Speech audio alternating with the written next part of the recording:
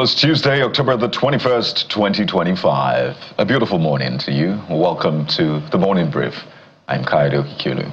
A foggy one, perhaps heralding the beginning of Harmattan in Nigeria. Well, from any other part of the world that you're from, if you don't know what Harmattan means in Nigeria, it's that cold, dry season where you experience humidity and then coldness at the same time. Well, it's a beautiful season here in Nigeria and a beautiful day as well. Good morning. Welcome to your perfect morning starter on Channels Television. It's the Morning Brief.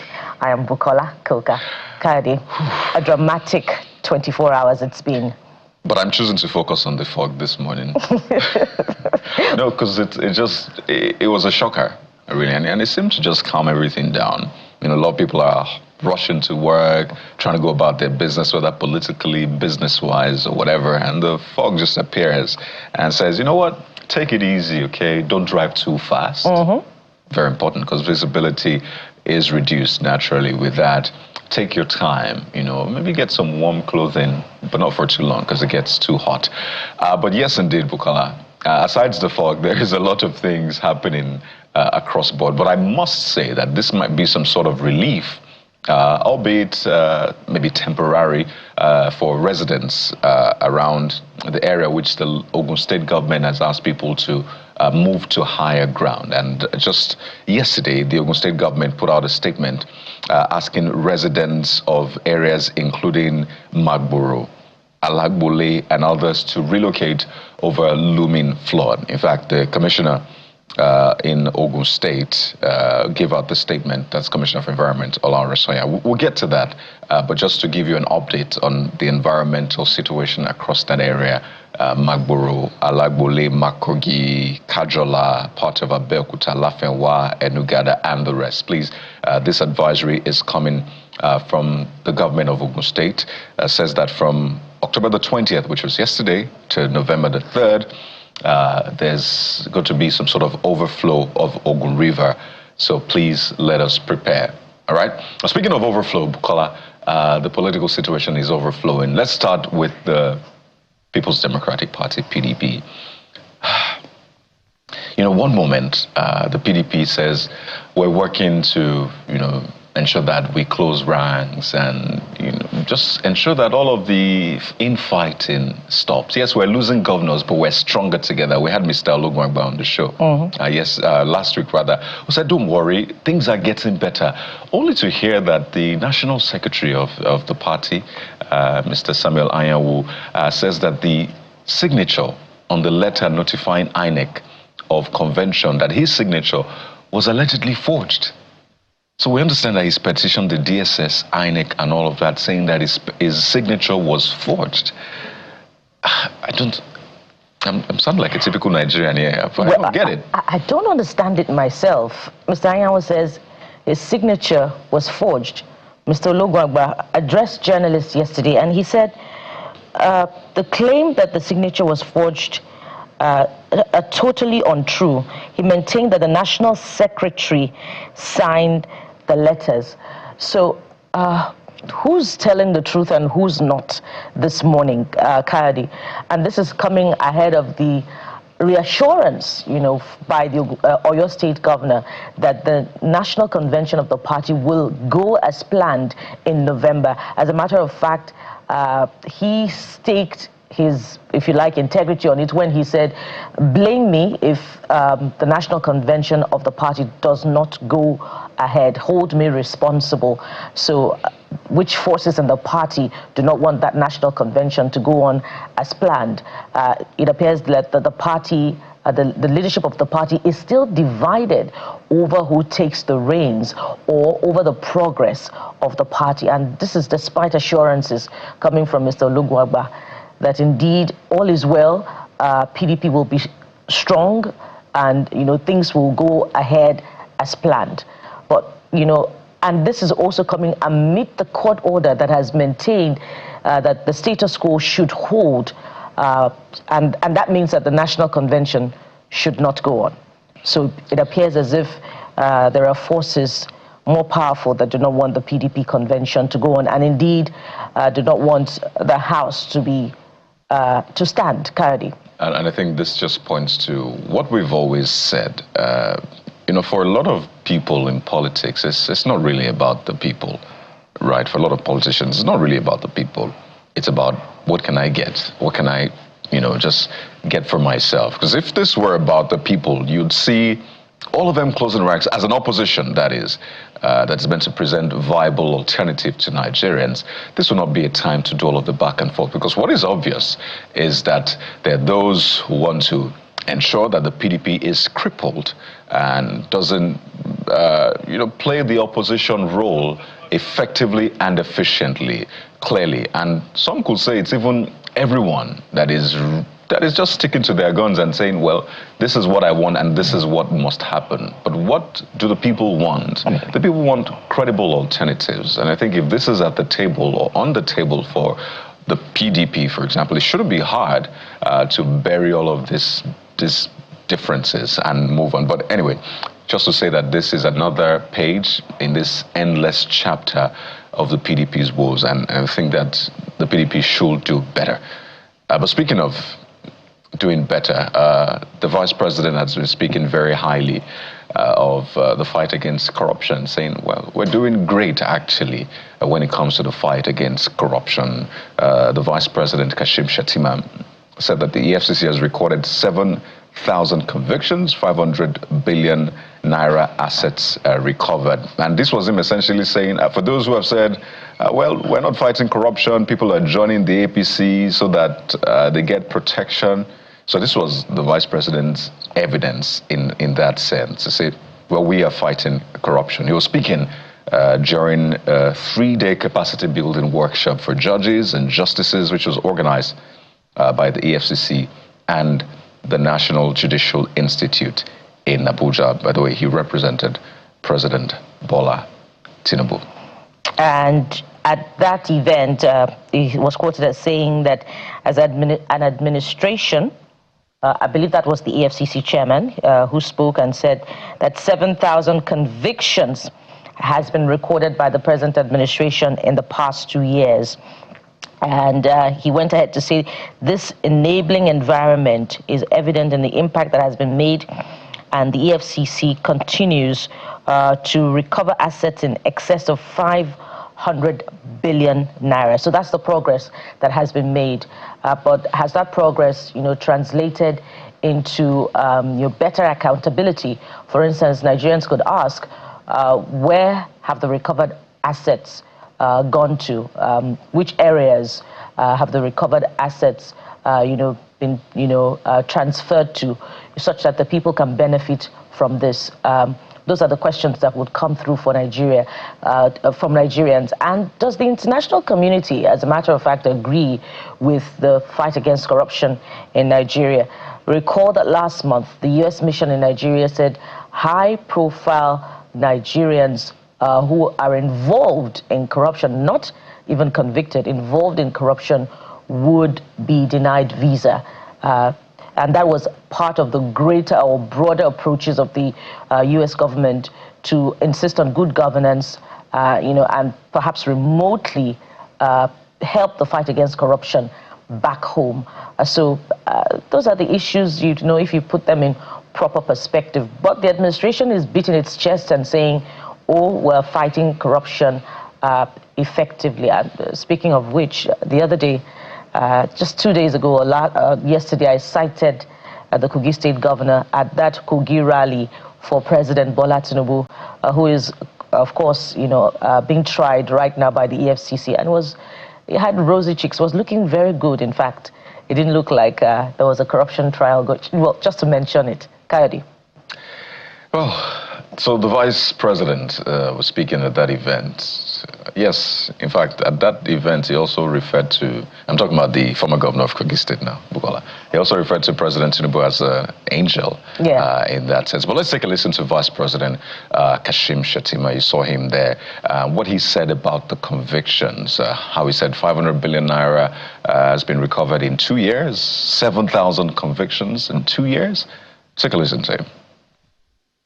No matter the partisan sentiments woven against us, there is no person or group who can accuse this administration of shielding political actors on account of their affiliation to this government or the political party. As an administration, we have prioritized public accountability by strengthening the anti-corruption agencies and according them the needed independence to execute their statutory mandates. This enabling environment is evident in the impact that has been made in the last 2 years. The EFCC, for example, has recorded over 7,000 convictions in the first 2 years of the present administration and recovered assets in excess of 500 billion naira. So what would have been great would be to then have a proper analysis of these convictions. Same way there was a breakdown of the presidential pardon prerogative of mercy list. There was a breakdown. So these people were involved in drug-related issues, mining and all of that, kidnapping. They had served these years and all of that. It would be great to have a breakdown for these convictions as well. How many of them are politicians? How many of them are APC politicians, right? Politicians who are affiliated with the ruling party. How many are politicians from the opposition party? So if this government is saying, well, we're not shielding politically exposed people or people who have affiliations to government, let us see a breakdown. That is when this data would make sense and really prove what you're trying to say or not. But saying 7,500 billion naira is just half of the story. So, Vice President, it's important to give that breakdown to Nigerians so they better understand what you are saying. But he also made a point about the judiciary. He talked about courts and judges being strong pillars of the anti-corruption process. And the society must have full confidence that those who pillage our resources will be subjected to the rule of law and brought to justice through a pure and transparent process of adjudication. It touched on a very important nerve there because there's meant to be that trust. I mean, highest level of trust in Nigeria's judiciary. But over time, because of the influence of politics, yet again, you see that trust waning. Political issues going to court, and they're neither here nor there. In fact, there was a point that if you go to court, particularly for state issues like rivers and the rest, they go to court and they come back even more confused than they were before they went to court. True story. And you had cases all over. So someone comes today and says, I have a judgment. And the other person says, no, I have another judgment. And they're actually saying separate things. So they go to the courts where they're meant to get interpretation of the Constitution. And they come back even more confused. And Nigerians are even more confused about what is going on. So important point made there in the fight against corruption in ensuring that we have a society that works for all. The judiciary is very vital to that. So yes, important points made, but please, we must do a breakdown of those anti-corruption figures. And speaking of a breakdown, the Vice President did go ahead to say we have allowed both the judiciary and the anti-corruption agencies to exercise their constitutional and statutory powers to dispense justice and restore sanity.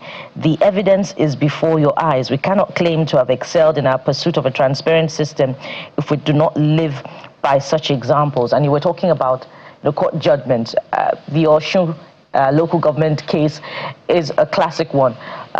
Many times over, we have had cause, to dissect the cases here based on the differing court judgments and the different interpretations to those court judgments by both parties to the matter. And we have been left more confused than, gotten clarity over what exactly who exactly is on the right and who is on the wrong. And this goes to the heart of the independence or otherwise of the judiciary. So if the administration is laying claims to this, then we must see it in the results, as well. Time and again, political commentators would quote the former national chairman and former governor of Edo State, Senator Adams Oshiomhole, who had said in the past that when you come to the APC, your sins are forgiven. And that is the interpretation that has been given to one of the recent defections in this administration, that of the former Delta governor and former vice presidential candidate of the PDP.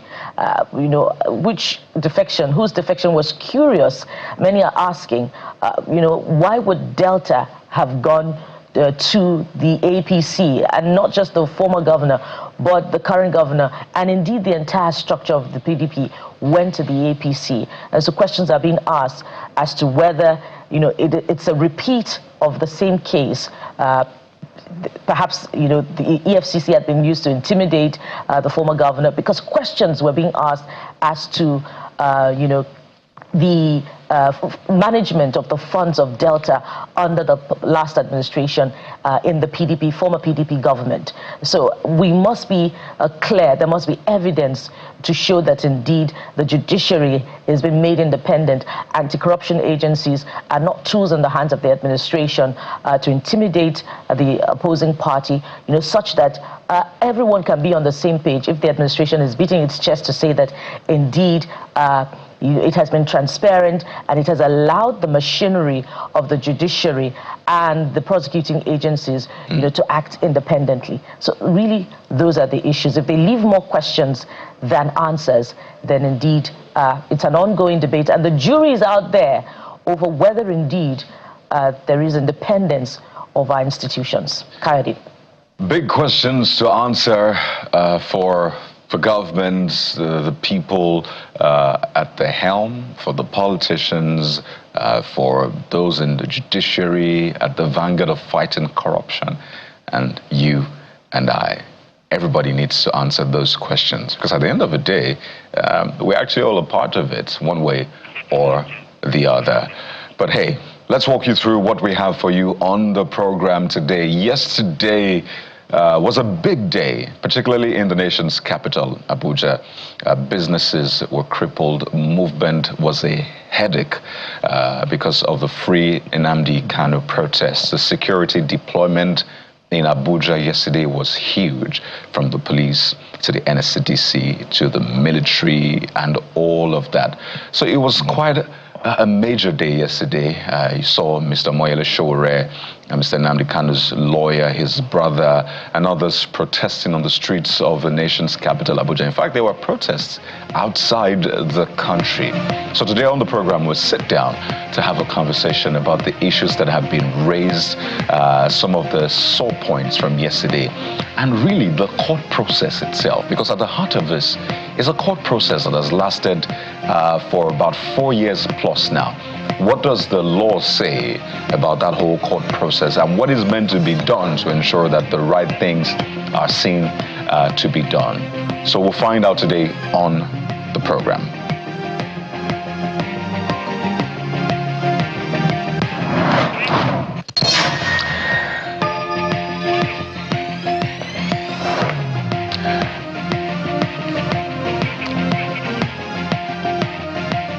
Welcome back. So let's get to the papers.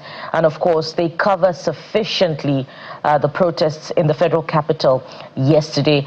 And of course, our public affairs analyst, Mr. Adeni Ifetaya, joins us now to help us with a sense of what's playing out in the polity. Let's start with The Guardian. Mr. Ifetaya, good morning. Welcome to the program. Good morning. My pleasure to be here. So let's start with The Guardian newspaper. Chaos as police disperse Abuja protesters. Southeast shuts down for Kanu. And you see a picture spread of what transpired in the nation's capital yesterday. The protesters, when they were tear-gassed, and of course, when the protests, progressed. Mr. Adeni, I'm sure you followed this yesterday.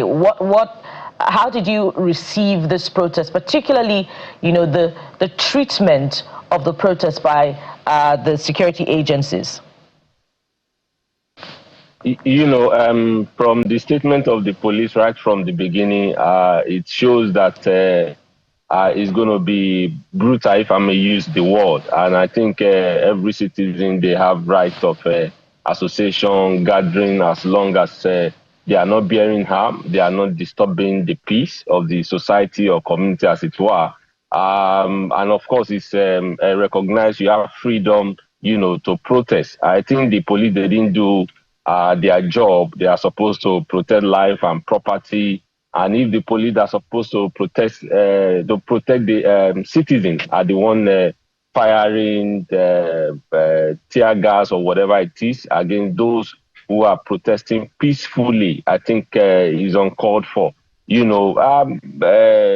written, they've informed you, but saying don't go here, don't go there, and while we are all Nigerians. So my question is, are the protesters, are they bearing arms? Are they constituting nuisance and all of that? But regardless, if you said you don't want it to be hijacked, and that's why you are there in the first place. They've told you we want to move from point A to point B. I think that the police didn't do enough job yesterday, arrests, damaging, but even journalists, some journalists were caught on the line of fire, etc., etc.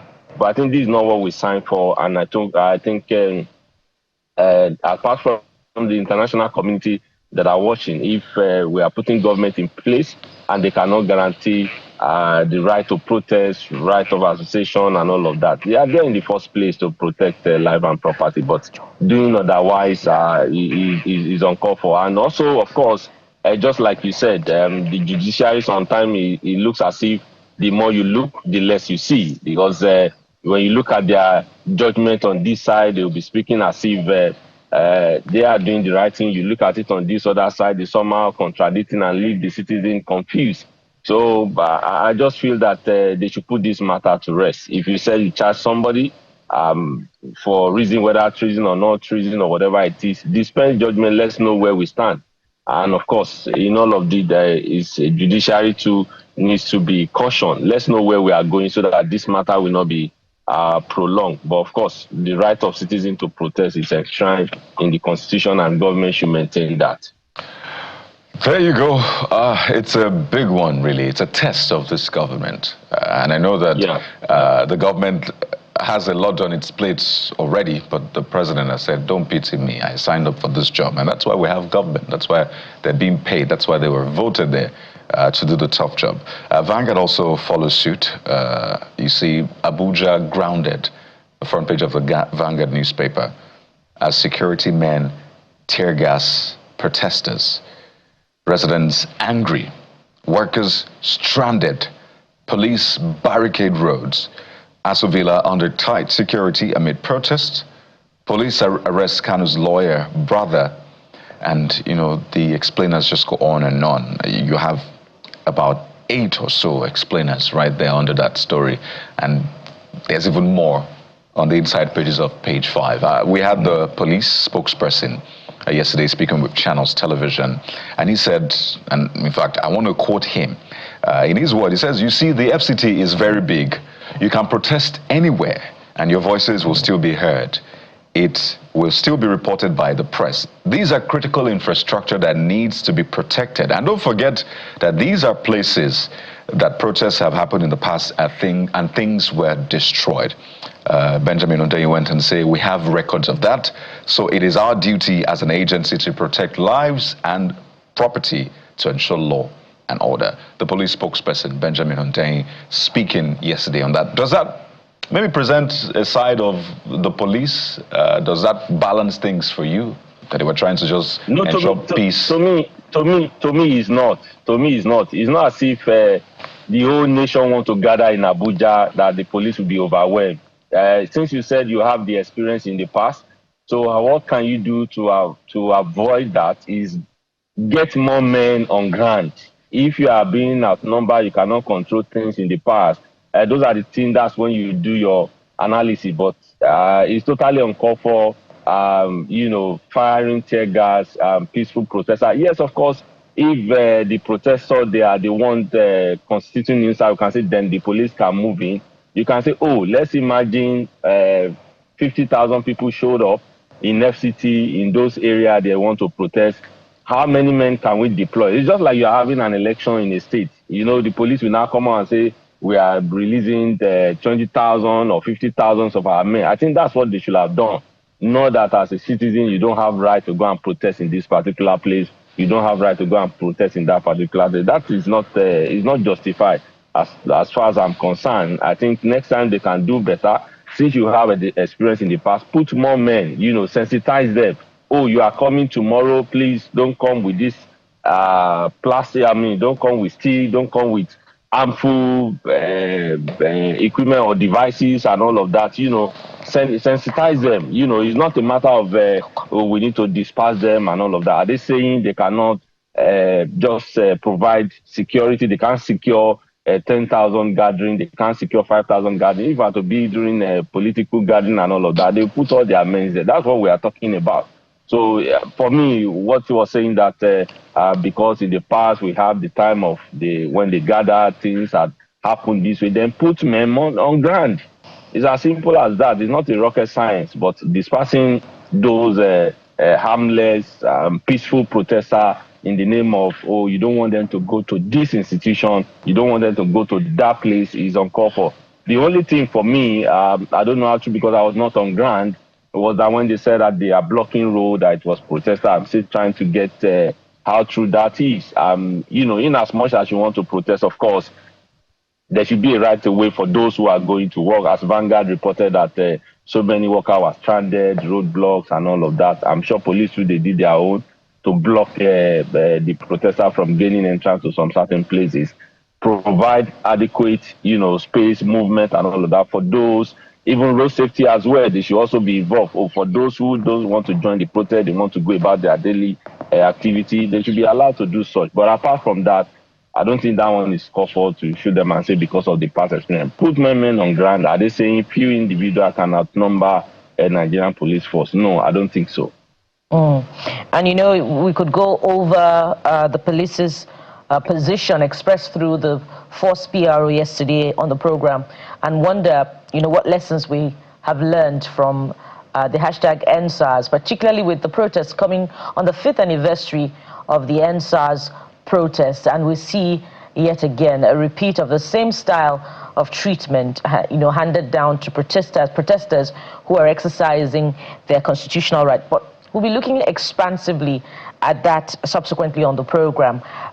Let's take a look at New Telegraph now, which also doubles down on the protest yesterday.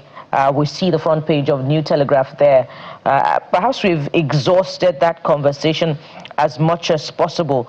Let's look at the bottom of the New Telegraph newspaper this morning, right under the page, the picture spread where we see the leader of the protest there, Mr. Omoloye Elisowore. NLC education unions forge alliance, issue federal government 4-week ultimatum to meet demands. And there's just one rider there, very tiny, but it's there anyway. But Mr. Ifeta, let's look critically at this.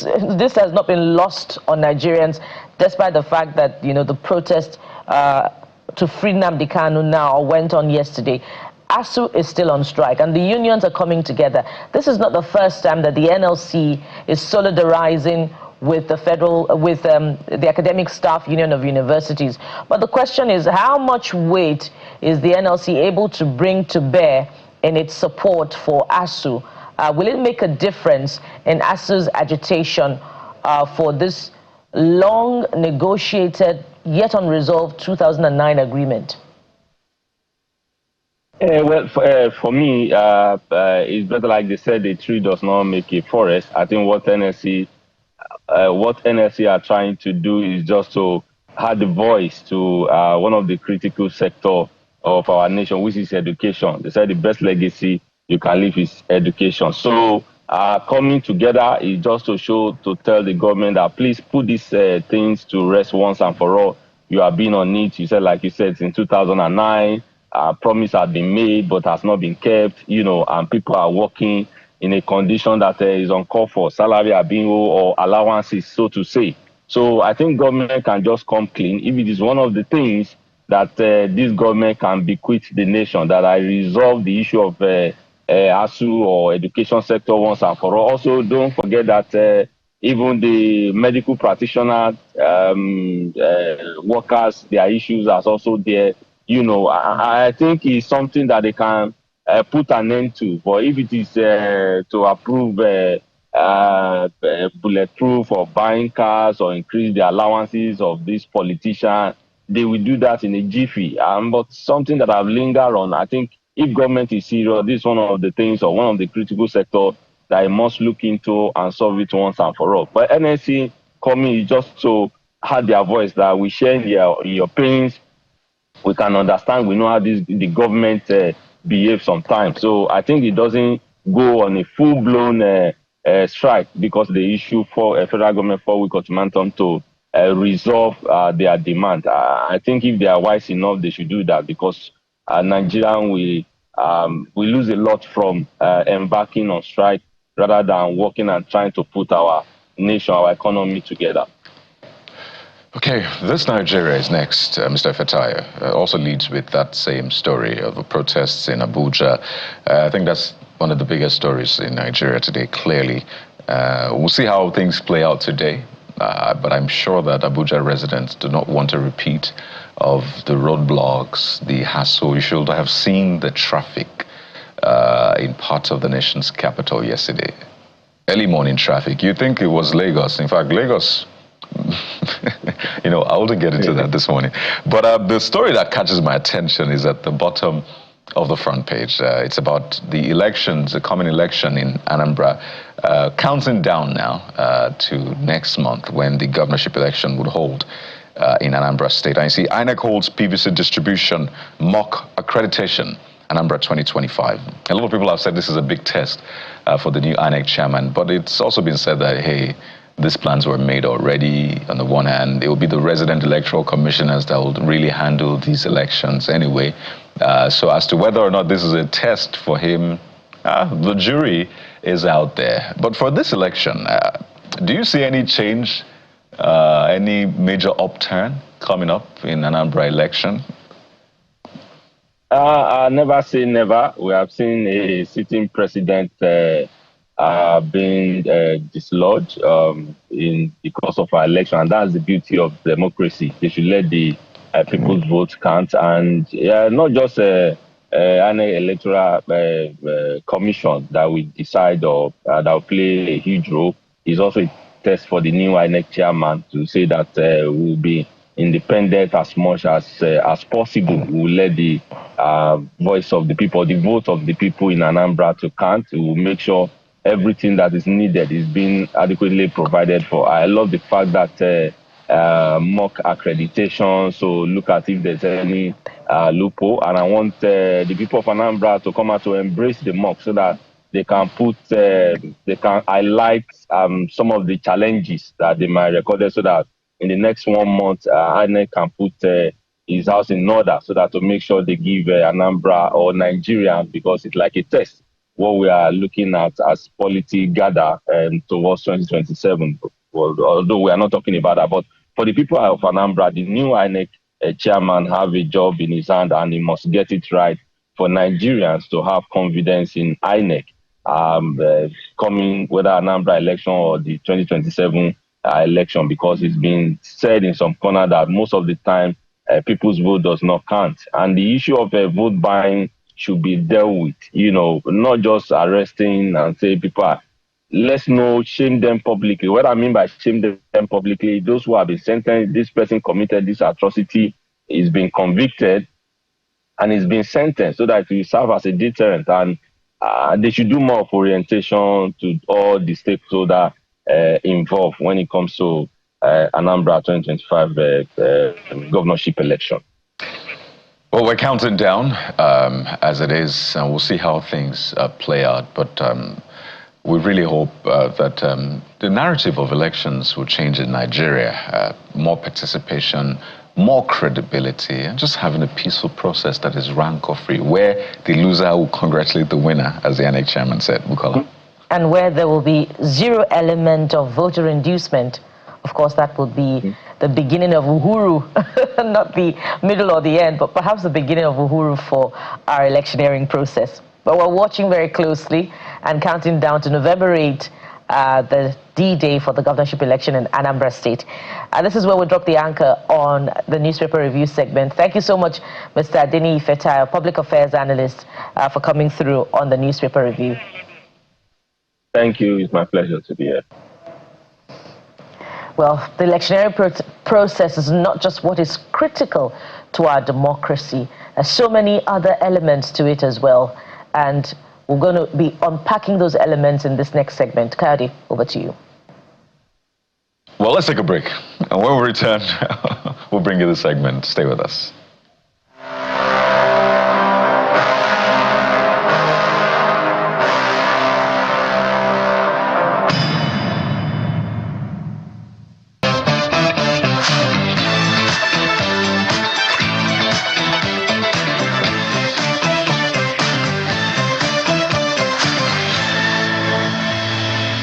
yesterday, Monday, October the 20th, had a lot of things happening for it.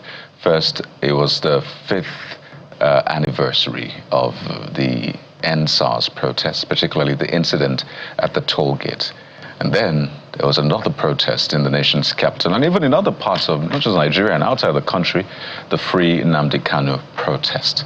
And at the heart of it is really the rights of Nigerians to protest, to express themselves. Of course, the police also claiming the right to ensure law and order.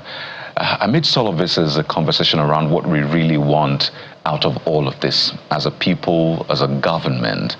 And we're joined on the program this morning by Mr. Dele Farotimi, civil rights activist and legal practitioner, joins us virtually.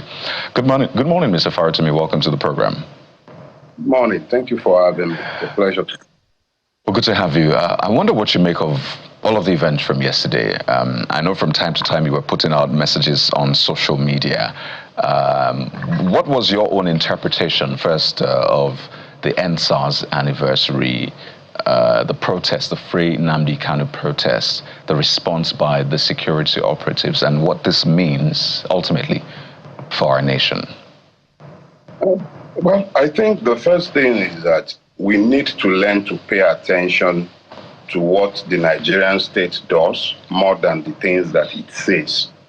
Number one, 5 years ago to the day yesterday, unknown number of Nigerians were murdered by men purportedly members of their own armed forces.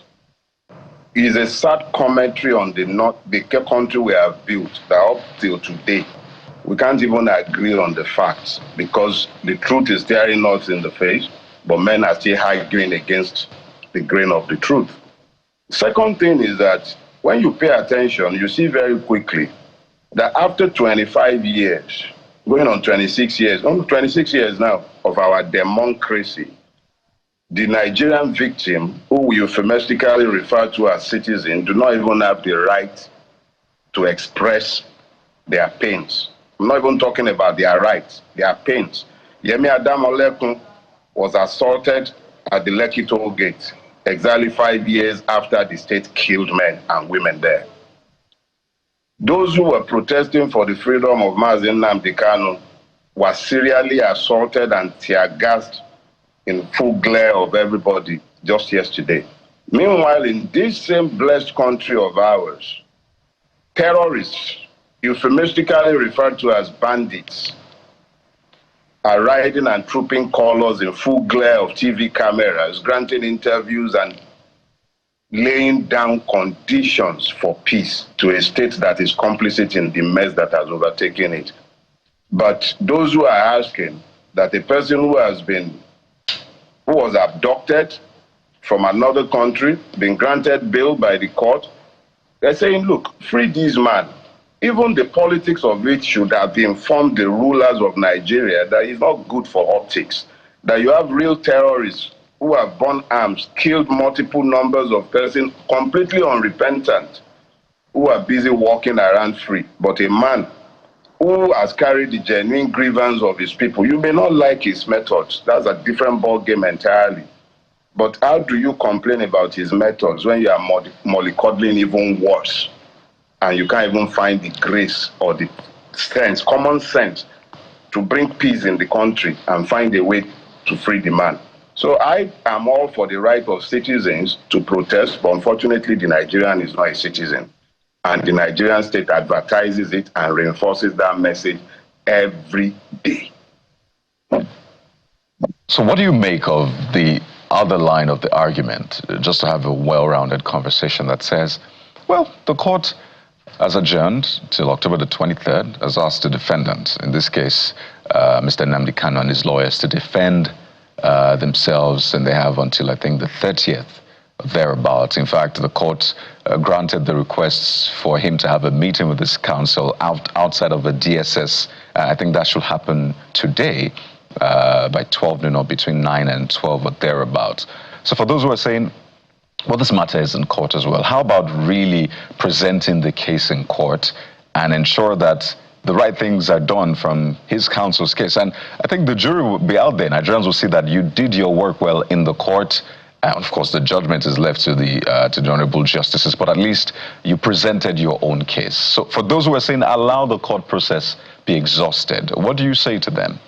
What were these same people saying when Bello Turji is busy rampaging in the northeast and the northwest and is mollycoddled and met by different levels of traditional rulership and even the so-called constituted authority?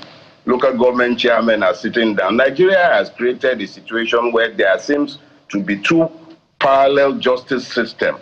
How do you tell somebody to keep exercising patience with a judicial system that would appear to be obeyed only when it does as it is told by the executive? The optics does not make for this argument about the existence of a court process. What happened to the court processes in relation to real bandits, terrorists who have taken Nigerians hostage, killed them even in their worship centers?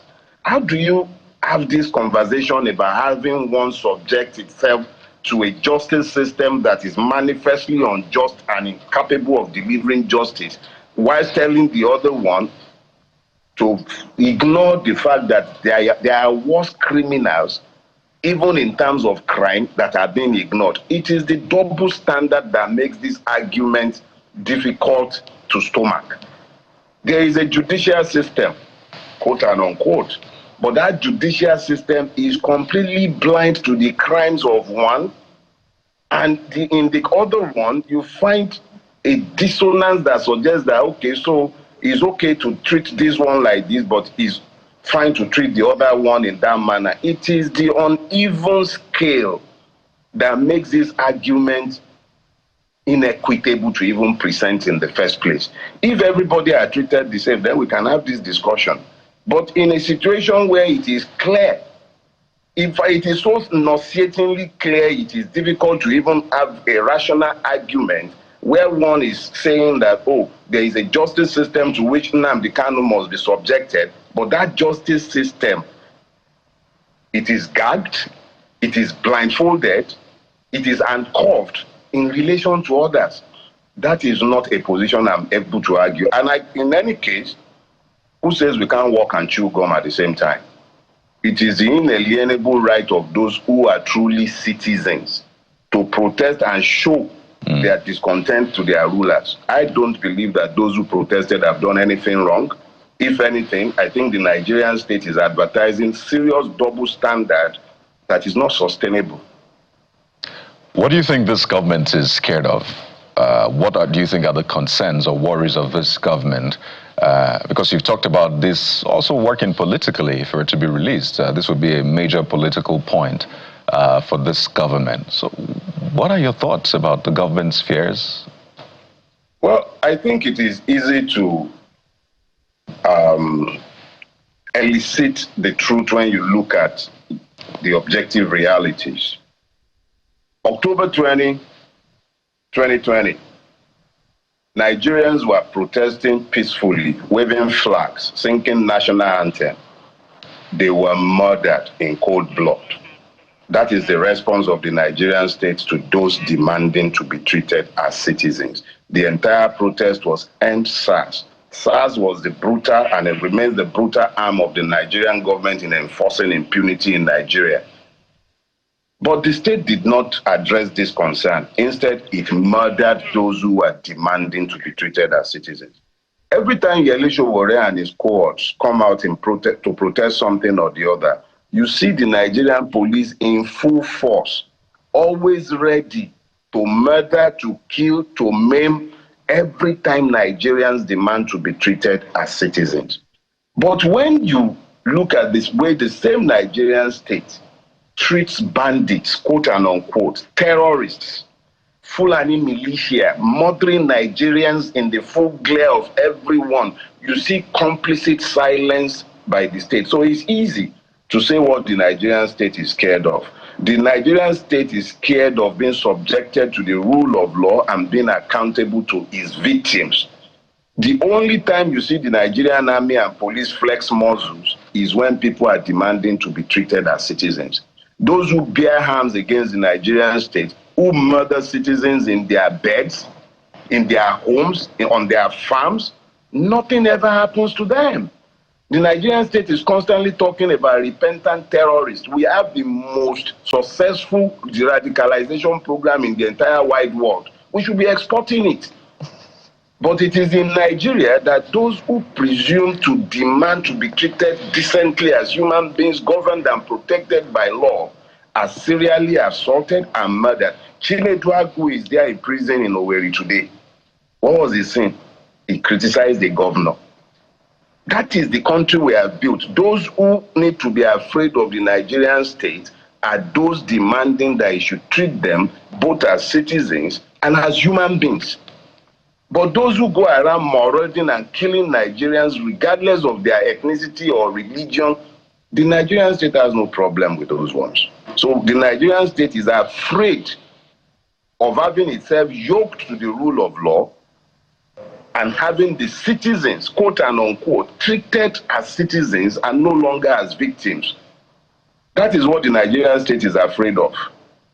Accountability, in any way, shape or form. It does not like it. Speaking of Nigerians being killed, another part of this conversation is the number of Nigerians that have met their untimely death at the hands of what police in the Southeast will call criminal elements associated with IPOB.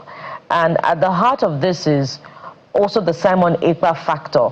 And the Southeast is divided over this. How much of this would you attribute to the influence of the man that is at the heart of this agitation from yesterday, which would be Nnamdi Kanu? Do you believe that it is part of what he should answer to amid this trial? Well, let me remind us of a Yoruba proverb. He says, you say to the cripple that, oh, your load is askew, and it reminds you that perhaps you should be looking at his feet instead of focusing on his head. Nnamdi Kanu is a reaction to genuine grievances. Ndi Igbo, since the end of the Civil War, has proven to be the testing ground for all the madness that afflicts Nigeria. What was once restricted strictly for the Igbos have now been democratized for everybody. The Nigerian citizen is essentially a Biafran. The question to ask is this: why is Nnamdi Kanu agitating, and why is he supported by the rank and file of Ndi Igbo? A lot of people are unhappy with his methodologies, yes, but there has been nobody who has been able to come out to credibly challenge the genuineness of the grievances that he's fighting for, or rather fighting against. Let us be clear.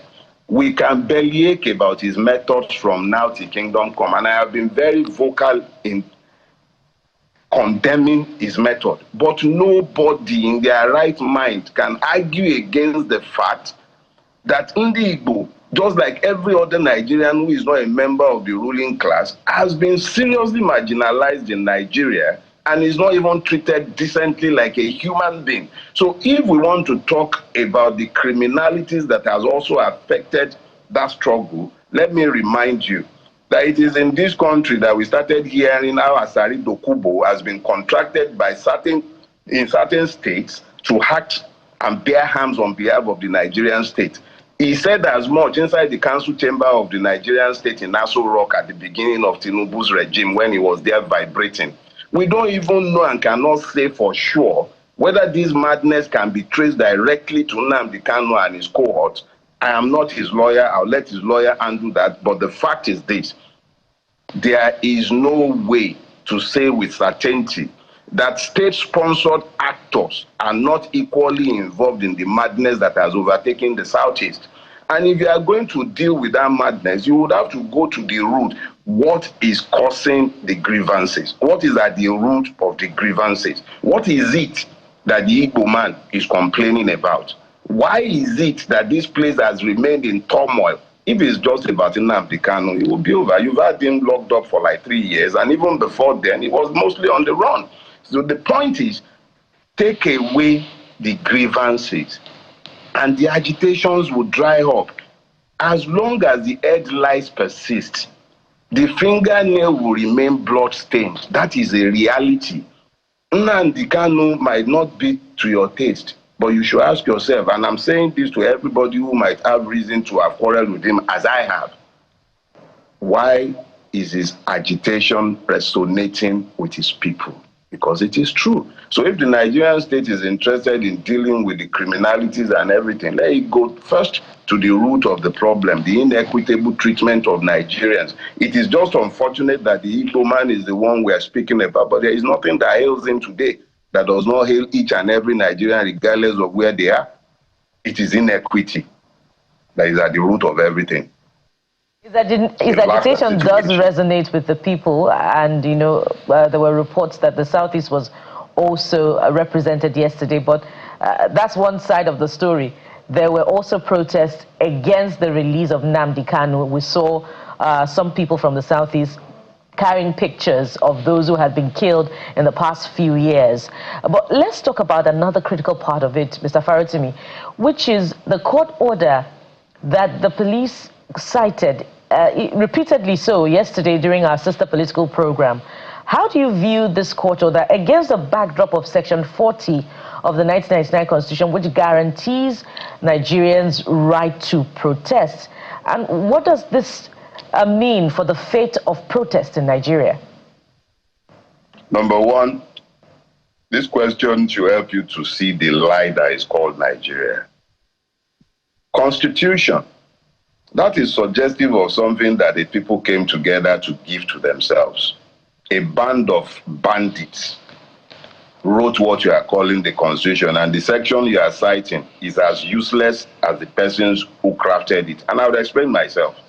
In a democracy, there should never be a need for a police permit before you may have a protest. That the police was informed was so that they will provide security. That a court would presume to curtail the right of citizens to protest peacefully in a democracy is even suggestive of the fact that you are not in a democracy, you are only mimicking and pretending to be in a democracy.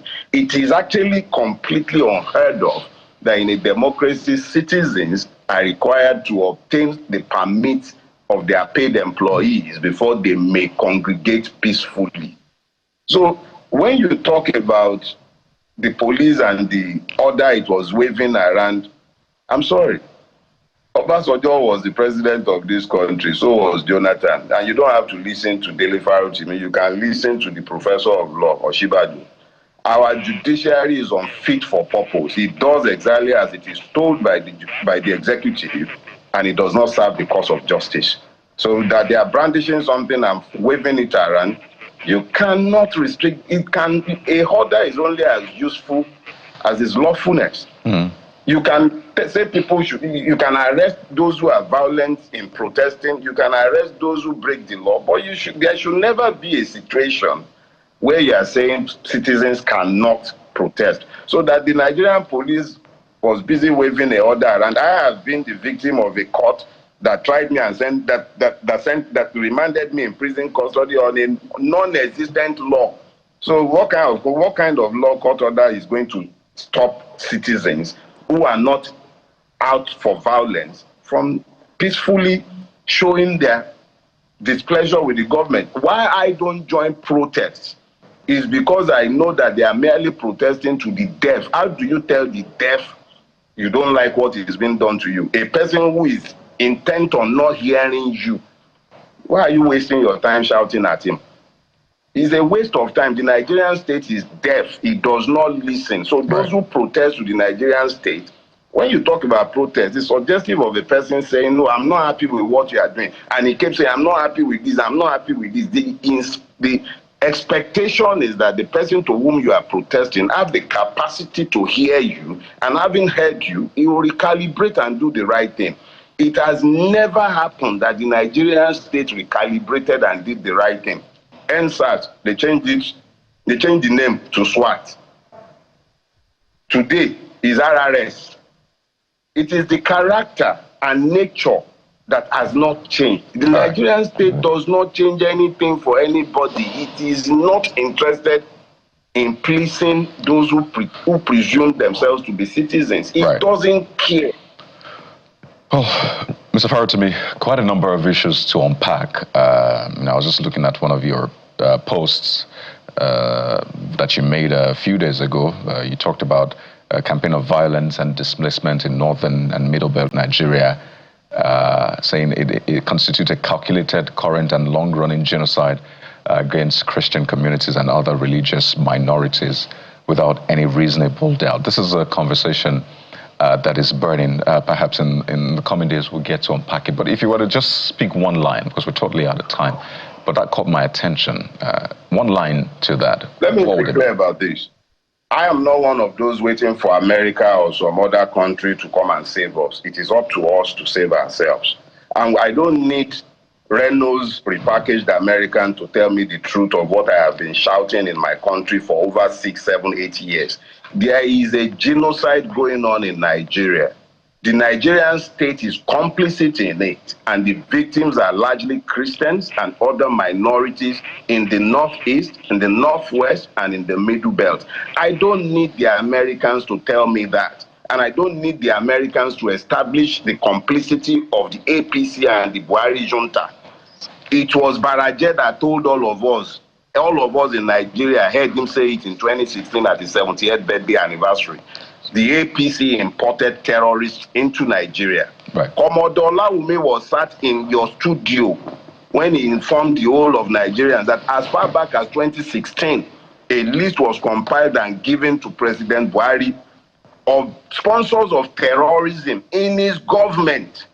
And he's also mentioned at that time that there were state governors who were sponsors of terrorism. All these people are still in Nigeria today.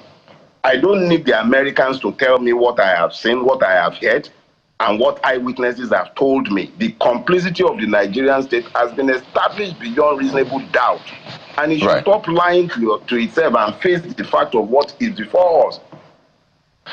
Well, Mr. Farotimi, we have to thank you so much for your time on the program today. We've been speaking with civil rights activist, Mr.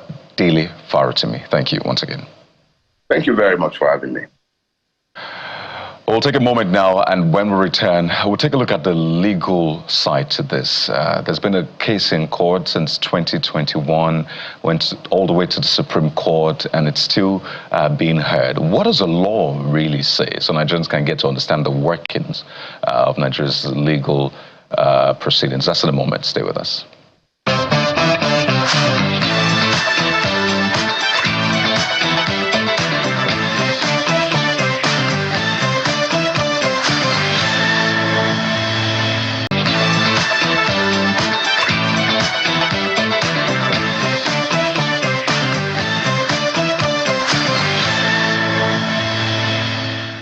Welcome back. And so we're still staying with the hashtag Free Nnamdi Kanu now. But this time around, we're looking closely at the trial, since his extradition back to Nigeria in 2021. How fair has that process been? Some would say, oh, okay, let the process go through. The court has, asked that his defense should begin. So let's look at the process so far. And joining us to help us understand this is Mr. Kayode Adeluola. He's a senior advocate of Nigeria who joins us virtually. Yes, we have another Kayode on the show. Good morning and welcome, Mr. Adeluola. Perhaps you would need to unmute your device, sir. Can you hear me? All right. So we hope that we'll get that connection, correct as soon as possible. But it's a very, very critical conversation to have, particularly because of the agitation, that has colored the process, particularly with elders of the Southeast also speaking to how important it is for Nnamdi Kanu to be released, because he's a prisoner of conscience, and there hasn't been a fair treatment of Mr. Nnamdi Kanu as against how the insecurity in Nigeria's north is being handled. There's a debate as to how that process is ongoing. If Nnamdi Kanu, who amid the debate is a prisoner of conscience, can be held. Why shouldn't those, who are complicit in the killings of Nigerians, be granted amnesty? Why should there be an argument for amnesty be granted to them? A radicalization process, of course, that Mr. Farotimi also spoke to. So how fair has this process been? Let's try this again and see if Mr. Kayode Adeluola can hear us now. Good morning, and thank you for joining us on the program. Good morning, I can hear you now. Brilliant. So welcome to the show.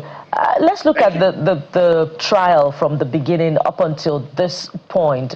We know that the NMA team that was giving that charge to look through Mr. Nnamdi Kanu's health has declared that he's fit for trial, and we also know that the court has asked that his defense should begin. But help us go through from the beginning up until where we are now, and how fair would you say this trial has been so far? Thank you. First, let us look at why Mr. Nnamdi Kanu is in court. He has charges brought against him. And let's go from the very beginning. In 2021, there were some charges brought against him, and the court ruled that he should be released, and the charges were struck out. I think the actual charges were dismissed. Then the federal government went on appeal, and still Nnamdi Kanu was asked to be released. Fresh charges have now been brought against him. The prosecution has presented its evidence. The defense team, led by Mr. Kanu Gabi, raised the submission, saying that his client had nothing to warrant the court to ask him to come up with a defense, in no case submission. The court didn't agree with that and said, Nnamdi Kanu should come up with no defense, and the trial should continue. In the midst of all that, like you said, the court has asked NMA to assess Mr. Nnamdi Kanu and determine if he was fit for trial. The NMA came out with a report saying that yes, indeed, Mr. Nnamdi Kanu is fit for trial. So where we are now is, should Mr. Nnamdi Kanu be given an opportunity to defend himself? I think yes, he should be given an opportunity to defend himself. Because essentially we have always had situations in our country where people have been crying about fair hearing, and a lot of people have said that they were not given an opportunity to be heard, or they were not given sufficient opportunity to defend themselves. In this situation, I think every Nigerian should be interested in seeing that Mr. Kanu is given an opportunity to defend himself. Now, that's speaking about the law. Then, of course, there are the other sentimental aspects of this whole matter, and there's also the political. But I'm here just to speak to you about what the position of the law is. What he's being charged for is terrorism. And if you want to determine what terrorism is, once you instill fear or threaten violence of the society or government for political or religious ends, then that will be an act of terrorism. And that will be contrary to Terrorism Prevention Amendment Act 2013. So the question is Mr. Nnamdi Kanu guilty of this? It's for the court to determine that. But the worry amid all of this, and this was expressed by our guest yesterday on the program, is that the trial, the federal government wants the trial to go through and ensure that he is jailed, and that would be counterproductive because according to the groundswell of opinion, Mr. Nnamdi Kanu is a prisoner of conscience and he's not guilty of the crimes that he's being charged with. What are your thoughts on this court of public opinion? Well, let's face it. We cannot wish this whole scenario away. It's here with us, and so we've got to deal with it. We can decide to be legalistic about it and say the trial should go on and Mr. Nnamdi Kanu should be sentenced to terms of imprisonment or what have you. But it's important also to ask ourselves, what is the soul of the society saying? What do we really want as a people? Are there people genuinely against Mr. Nnamdi Kanu's incarceration, or are they in support of what he stands for? Then again, are there people who also are against what Mr. Nnamdi Kanu stands for and would like to see him jailed? I do not think any one of us can actually say that we have a balance. And my concern is this. I say this with all sense of responsibility. I think the leaders in the Southeast region should do a bit more in terms of being heard, in terms of the agitation, if indeed Mr. Nnamdi Kanu represents the agitation and the desire of the people of the Southeast. And unless you are an Igbo person, I believe you may not appreciate how an Igbo man feels. I'm not an Igbo man, so I do not exactly know how they feel. But if there are grievances, I think these grievances ought to be heard. And unless we allow that to be done, we shall have a situation where we are sweeping these things under the carpet. Do we want a Biafran state? Our constitution does not allow us to encourage secession, but there can be agitation from the topmost echelon of the society in the Southeast region. And I think that is where they can then guard those who are out there to protest and say, this is what we want, this is how we intend to achieve it. But until when we have a proper choreographed agitation, we'll have a cacophony of noise here and there, and it should, the whole essence may be lost. I think those who say that Nnamdi Kanu is a prisoner of conscience may be right, but then again, we cannot allow for people to be told to sit at home, people to be killed, people to be maimed. There has to be some organization, and let this debate start in earnest. That's my view. And, lots of witnesses have, presented their own case, or at least their side of the story. We've had the DSS, for example, saying that no weapon was found on Mr. Nnamdi Kanu when he was arrested. Also said that he allegedly smuggled radio transmitter into the country. In fact, there was another witness of a DSS that said that during the EndSARS, tried to link events of the EndSARS to pronouncement of Nnamdi Kanu, where he made several statements calling on protesters to rise against the Nigerian state. So a lot of things are unfolding in court, and perhaps a lot of people are not following the court proceedings for a number of reasons. A lot of people can't even sit down or wait to read, the length of the stories on the court proceedings and all of that, which is why we have you here today.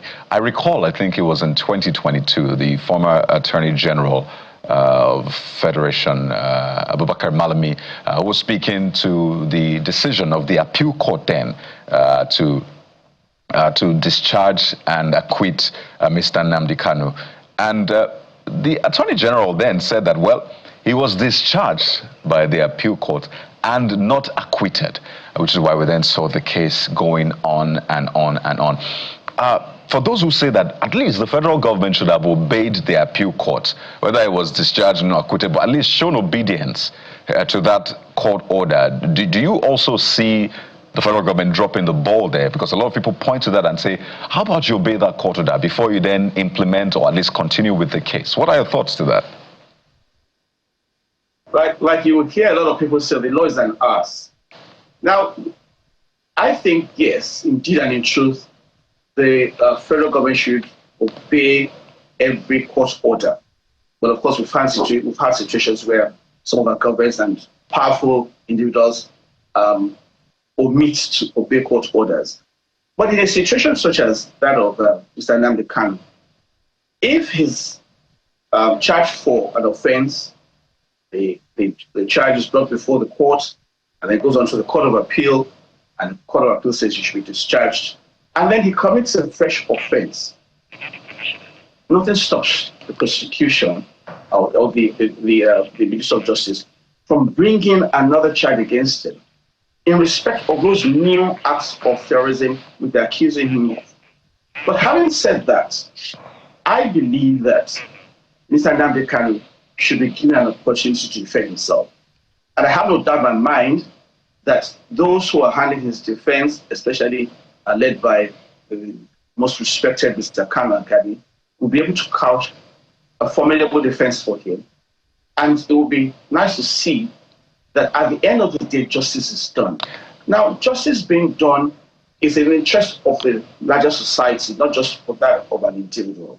We cannot allow things to go haywire and we bend rules in certain situations and we do not. But then again, I'm quick to add that whilst you may say, yes, Mr. Kanu should go to court and defend himself, then there are people who justifiably have said, how about those who have been caught with arms? How about those who have been caught killing fellow Nigerians? How about those who have been caught maiming Nigerians? How about those who have been caught shooting at security personnel?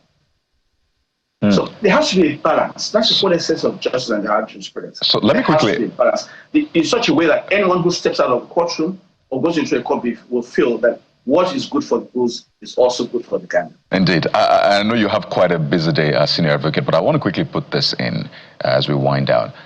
Does it seem really hard for the federal government to release Mr. Nnamdi Kanu? I mean, you understand the process and all of the, inner workings. Would that be a tough decision for the federal government to make? Well, I'll put it this way. When matters like this come up, it's an admixture of politics, the law, and the society. So in what direction should we gravitate? The question is, what is the most important issue to address in the overall interest of the country? A trial has started. I would wish that this administration prevented the trial from going on, but a trial has started. It has gone halfway. The prosecution has finished with its own case. The defense has been called upon to defend itself. Should we ask the federal government to withdraw this charge? Yes, the Attorney General has the power to enter a nullity. But if we do this now, we must be assured that we're going to have to do it again and again. If Mr. Nnamdi Kanu has good defense, I think he should be allowed to have his day in court. But if they think that the outcome itself will heat up the polity more than it will not, then there is a need for wisdom to prevail. Thank you. So as we wind down now, just if you can do this in 60 seconds, because it's just as critical to the conversation. Yes, the Constitution frowns on secession, secessionist agitation, but the Constitution also frowns on the killing of Nigerians. And those who are asking for balance are also asking who takes responsibility for the death of 28 people in Nnamdi Kanu's compound back then in 2016, and Amnesty International's report of the killing of 150 Nigerians by security agents. Who is supposed to initiate this case in the spirit of justice? Now, you see, I used the word balance. Now, if there are people who have been killed, they have families. People who have been killed, they have friends. People who have been killed, they have associates as well. Now, they also, maybe they are not bold enough to come out to say so, although some of them have in the recent past, only a few days ago. The question then is, should those people be told, well, Nnamdi Kanu brought about, direct or indirectly, the killing of your own members of the family, should simply go scot-free? Then they also will feel very aggrieved and unhappy about this. And so this is a situation where we find ourselves. Either way you go, some people will feel aggrieved. So I am speaking now in terms of the law. I think Mr. Nnamdi Kanu should be allowed to have his day in court. Thank you. And that would be a fine place to anchor. I must thank you very much for coming on the program. We've been talking with Mr. Kayode Adeluola, a senior advocate of Nigeria. Thank you for bringing your professional insight to this segment. Thank you. Yes, it's still the morning brief on Channels Television. When we return, it'll be time to take a look at the planned release of water from the Oyo Dam amid, this rainy season, and predictions, of course, by NIMET. We'll be having the Commissioner for Environment in Ogun State join us to talk to us about what the people in those low-lying areas should be doing at this point in time. So stay with us, we'll be right back.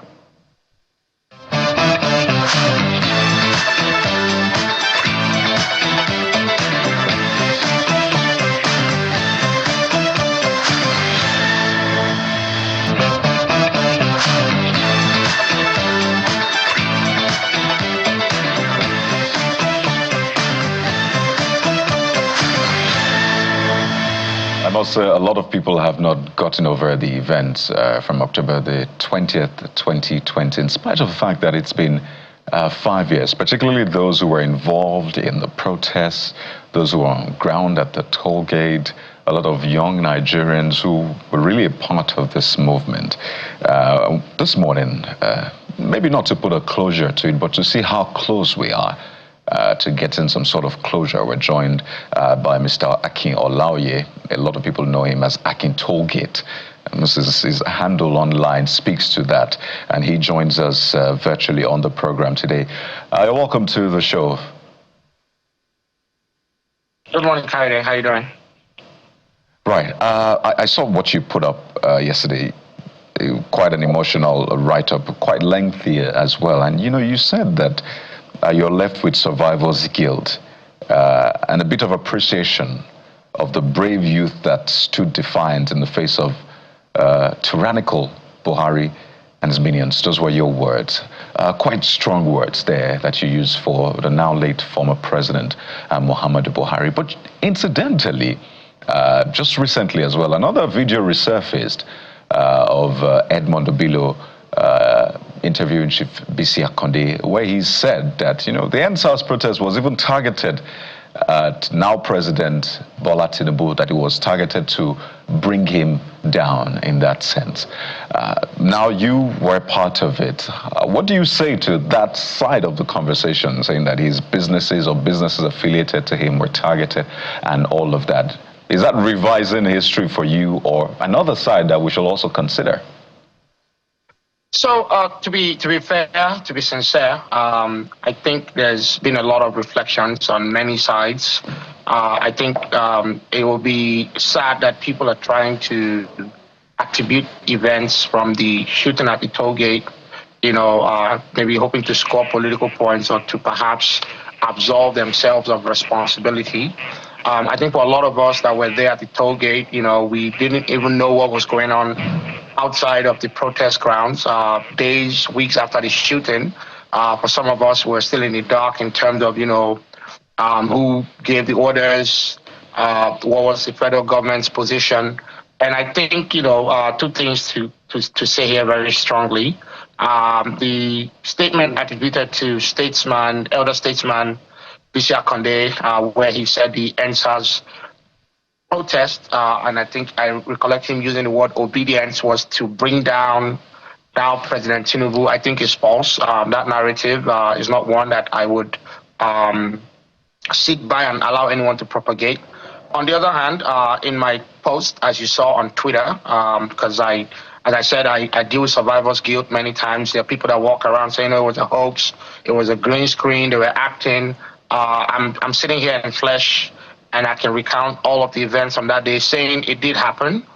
Young, innocent Nigerians were murdered in the middle of Lekki Phase 1, in the middle of a state I love, Lagos State, in the middle of a bustling metropolis where we should be attracting tourists and revealing to the world that Nigeria is indeed a place where, we have law and order. So to now characterize the events from that day and say it was targeted to bring down one man, I think is false. However, the administration today is not yet complicit, but if they choose to maintain this oath of silence that we saw from, the reaction during the Buhari's regime, where most establishment figures basically had nothing to say. Yes, I know the president didn't come out to ask questions, about, the protesters and why they were there. I mean, everybody knew why they were there, protesting to see that we we had an end to extrajudicial killings, police brutality, and making sure that we could have a society where young people felt free. So again, to now, I would say, whitewash the objective of the protest as one that was political, I think is very it's irresponsible. However, 5 years later, there's a white paper that was brought up from the panel in Lekki and many other states across the country that sat on the desk of the then Attorney General, AGF Malami, who's hoping to, present himself as a reformer. When I talk about the minions of the Buhari regime, there are lots of them. I think we need closure, and I say this from a point of, being a responsible citizen. So you know what, we just can't turn the page and act like, it was a dark event, and yes, everybody go home, kumbaya, and all is well. All is not well. I mean, if the establishment, if the ruling party could see the after effects of the 2023 elections and what brought out young people to the polls, what got young people registering to get PVCs in the rain, in the sun, a lot of that was attributed to the rage and the anger from the EndSARS protest. And I think, again, as I said, politics, should take a backseat. We should now look for ways to bring everyone together, see that, even for the deceased, for the injured, for the survivors and their families, and so society at large, we can really say, okay, you know what? Yes, we may make mistakes. We may have dark patches in our history as a nation, but I think we can always take the right course with correcting things. And I'm truly hoping that they take this message and adopt the findings from the Lekki panel. And that is the expectation of many, who are even still talking about those who may still be behind bars from 2020. But you've had a lot of walking down memory lane to do. Many may not know, but you've since put out a post in the past few hours where you recall the time when you wanted to put up an outdoor advertisement for the EndSARS protest, and you reached out to the president's son, Seyi Tinubu, who surprisingly came through for you, and it was done. How does that flip the conversation about how the protest was targeted at President Tinubu, and at that time he was not the president anyway, and the way and manner in which protesters are still being treated even under his own administration as president?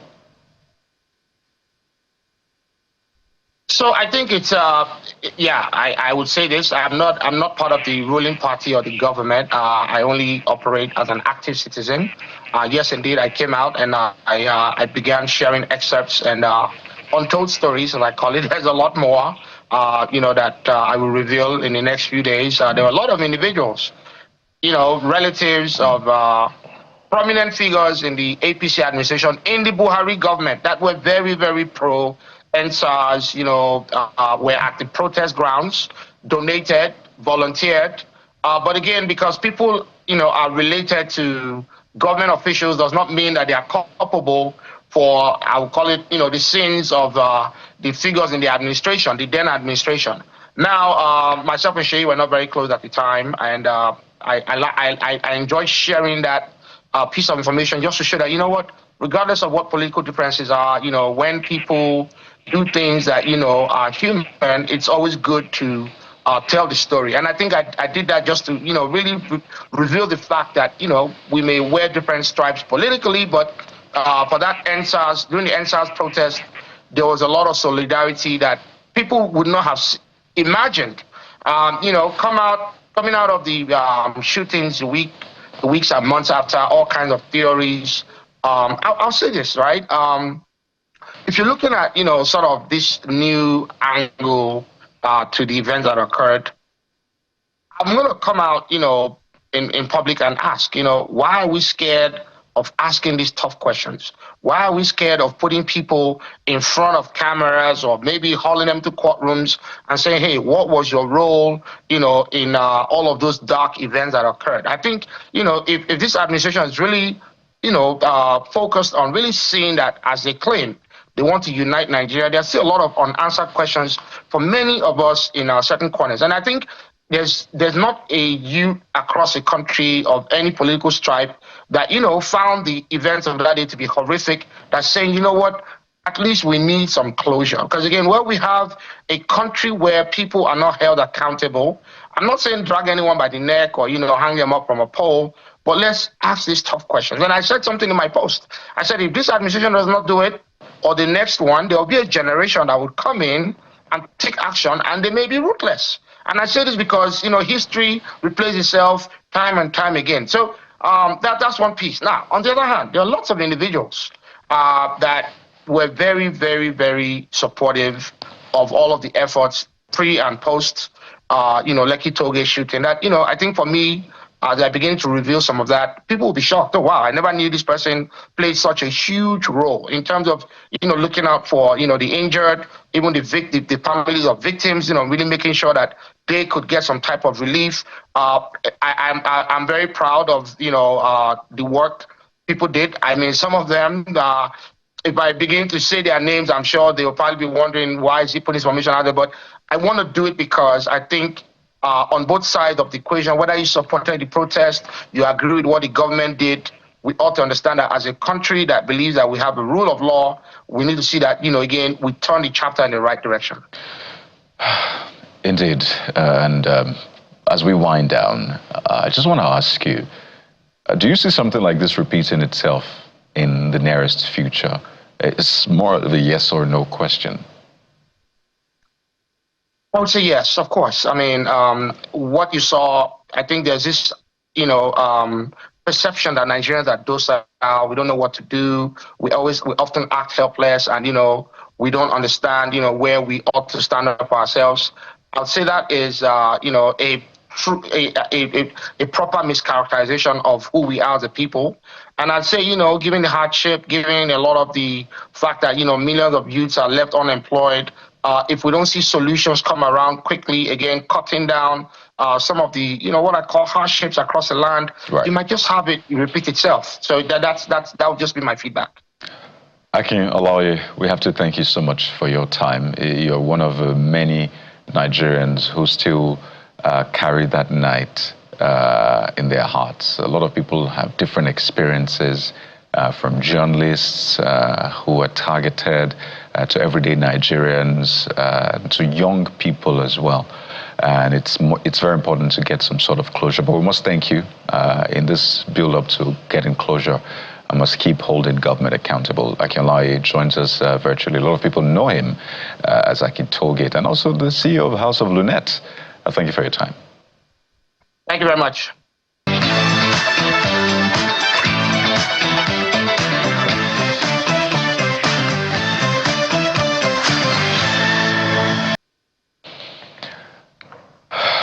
Well, clearly that's not the end to the conversation, but we switch gears now and talk about environmental issues. There's been a warning, call it an advisory, but it's more like a warning from the Ogun State government to residents of some areas in Ogun State to leave because of floodings, and particularly the Ogun River, which will overflow and affect their areas. And this is meant to have started yesterday for 2 weeks.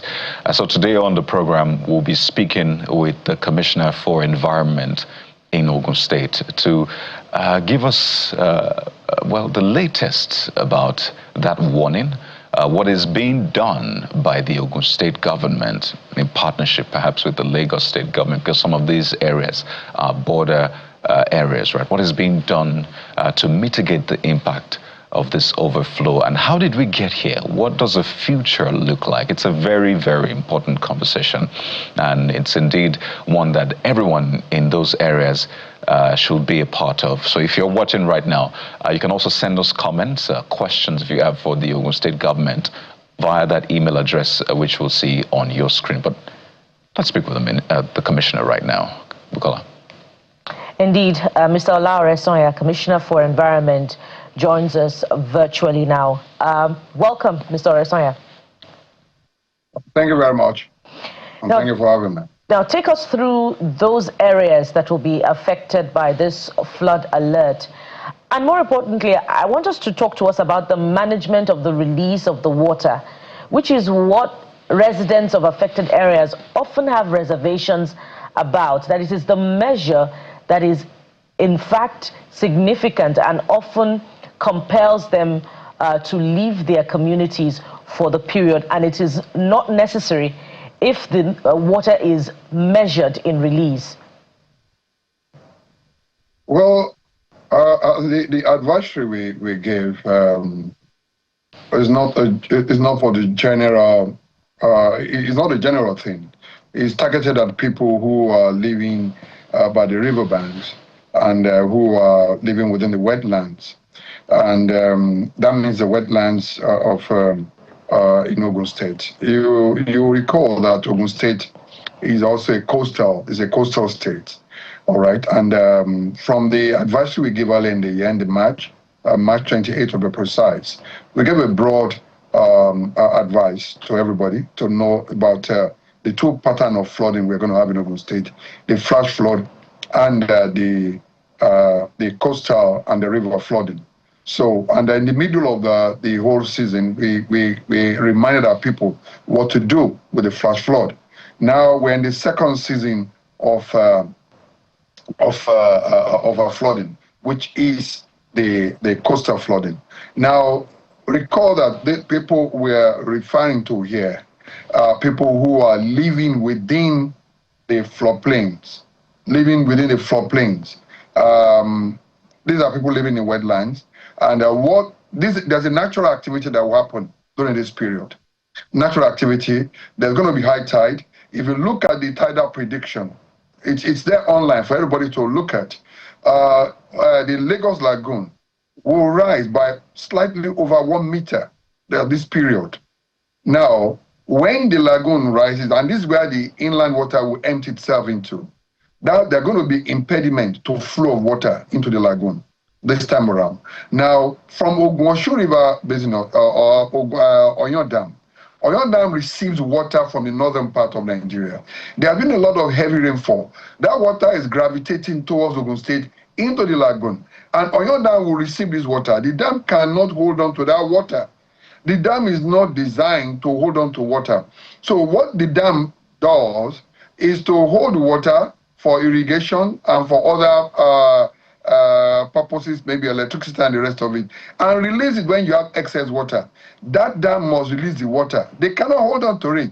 We don't want a situation where the dam will break off at this period. So the dam has been releasing this water now responsibly. We'll be monitoring them. Okay, this time last year, they were releasing about 17,000 million gallons. This year now, as at this same period, it has reduced to about 12 million gallons. And the flood impact this year is not going to be as much as the previous one. So beyond the infrastructure that people are expecting, there's also management of the dam, which we are promising our people that the management has improved and it will not impact on our people. But we still have a responsibility to inform the people who are within the wetlands and people who are living by the riverbanks to leave now. It's going to be just for about 2 weeks. The tide will be slightly above 1 meter between now and the next 10 days. And the water release will likely increase. So there's likely going to be flood. Though we have done all we are supposed to do, some of the things we are supposed to do, we have done them, but we believe that the impact will not be too much this year. But all the same, prevention is better than cure. Commissioner, this is a classic case of why collaboration is really important. Yes, this will impact a lot of areas in Ogun State, but you have to collaborate with not just government agencies, even other states as well. And I want you to speak to just what you know about, more about what you know concerning the management of the water body itself. We understand that there should have been some sort of dredging in certain areas. Recently, we had residents and communities that lie around, the rivers, saying that, well, the dredging just started on TV, in quotes. After the cameras went the dredging stopped, and they said that the most they did was to clear the water hyacinths, which is the plants on the water, but the river has still not been dredged. So I'd like you to speak to us about the work being done. Why did it stop work regarding the dredging? What do you know, particularly when it comes to your collaboration with other agencies? Well, I may not want to stand in for the agency that is responsible. That's the Ogun River Basin Authority on what to do there. I don't have the details about the contract. I don't have what the contract entails, though I ask questions. But then I think I may have to pass a question to the leadership of that agency to come forth and explain what you're talking about. But let's talk about the science of this, really.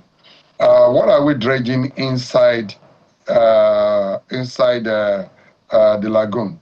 Okay, when you look at the picture you are showing there, all right, look, the saturation level of that wetland is what you look at. So the only thing you can do there is to lower the depth of that area by pumping out sand, but it's not lower the water level.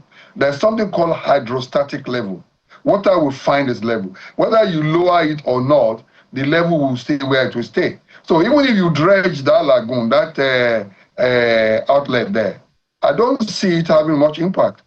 Where the impact really should be, okay, if you have done a barometric, what we call if you are able to see the at the base of that entry point, the gateway into the lagoon, and you can see any form of impediment impeding the flow of water into the lagoon, then you can say you want to dredge that area. However, I don't, maybe the science there can be debated with other people, but honestly, I don't think that is that will solve much of our problem. What we need to do, that has been debated several times, is the Ogun River itself, to open more tributaries for Ogun River to lower the pressure around the wetland. When you break that velocity and you allow reticulation. Reticulation means area where the water can flow back when there's a high tide. That will solve the problem more than just opening up the channel of wherever you already have a level where the water must stay. So collaboration, yes, we are collaborating with Lagos State government and with the federal government through the Ogun River Basin Development Authority to solve the problem in this area, to have a permanent solution. The knowledge of what to do is not far-fetched. It's been debated. We've agreed on it, but the procedure for procurement of some of these services takes time. All right. So what we can do on our side as Ogun State, where we have a larger number of exposure, is to make sure one will prevent any form of lamentation, give people advice on what to do, and what we're supposed to do to open up more tributaries. Yes, we have done the Okparo River, okay, and that is already giving relief for our people in the area. It's having an impact, and we want to open up more of that channels in the area to allow the water to dissipate its energy in other areas. There are several other channels which you can open the tributaries to. That is what we really want to do, and to make sure that we give them the advice. And if this time last year, the water level, like I said, the water they were releasing at Ogun River was about 17 million, despite the heavy rain this year. This year, they are releasing about 12 million gallons per day. That's a lot of achievement. And that tells you the volume of water coming this year will not be as much as what we had last year. And that is reassuring. But before we leave the matter of collaboration, Honorable Commissioner, the impact of this flood water release falls under your ministry and other related works. And indeed, other platforms have been, emailing the Ogun River Basin Development Authority about the delay in the commencement of dredging and other related works. And this has been done, this particular one has been done by FIJ, which emailed the authority on the delay in the commencement of construction of flood and erosion control works at Itamori, Oketoku, Abeokuta. Can you speak to us about the delay in that? That is directly under or related to your ministry. 120 million naira was allocated, and that has been delayed, besides the delay in the commencement of the dredging of the Ogun River. Doesn't your ministry collaborate or demand some form of accountability from the Ogun or Osun River Basin Development Authority, because it impacts on the work of your ministry? Well, thank you very much. I think at the level of my collaboration does not give me the power to demand for any form of accountability to my ministry. That's a federal agency. And I think the accountability is only the Minister of Water Resources that can demand that. All I have to do, my level of collaboration is at the information level, and I get information every day from the Managing Director of Ogun River Basin Authority. I get reports every day on what the water level is, and we've been doing that throughout the year, making sure that I monitor the water, the reservoir level, the number of gates they are open, the percentage of gates, and even the rainfall on daily basis, to make sure that our people downstream will not have negative impact this year. That is much I can do. And so far, so good. We've been able to do that to reduce that release of water. And to me, it's gladdening in my heart that our people will not have much impact this year like they've been having before. And I can tell you, like I told you, last year was about 17 million liters as at this time of the year. This time around it has reduced drastically to 12 million gallons, 12 million liters per day. And the way we are working now, I can tell you we'll get to a stage where what you release on at this period of the year will be reducing. Well, our projection, like next year, this time next year, they should be releasing probably less than 10 million gallons of water, which will not have too much of impact around our people within the Ogun River Basin, within the Ogun River channel. So right. That's the much I can do for now. So for the benefit of those who may have missed this, can you quickly list out those areas, again, that should be concerned and should move? Well, we have a lot of wetlands around Ogun State, and I think the movement I said I mentioned in the advisory there. Yeah, you can just be watchful anyway. If you believe you want to stay there and you can manage it, fine. Just elevate yourself for Akute, Isheri, where you are there, around there, Isheri, Kara area, the Alagbole area, Magboro. Magada, Matogi, Matogun, Orimerumu area, Iro area. And then also in Abeokuta, those are wetlands generally, okay? And that's the gateway into the lagoon. For around Abeokuta, we have Amankajola area, we have the Lafenwa area, we have Enugada area, Adedotun, Iberekodo, and Ago. These areas that are very close to Ogun, that's the area that will receive the water first when the water gets released from the dam. So particularly this area, and those fish farmers are warned also, because the water will rise normally from this period now till for the next 10 days. Water around those areas will rise. And I don't want a situation where people start lamenting and coming to tell me that their property was destroyed because of the water.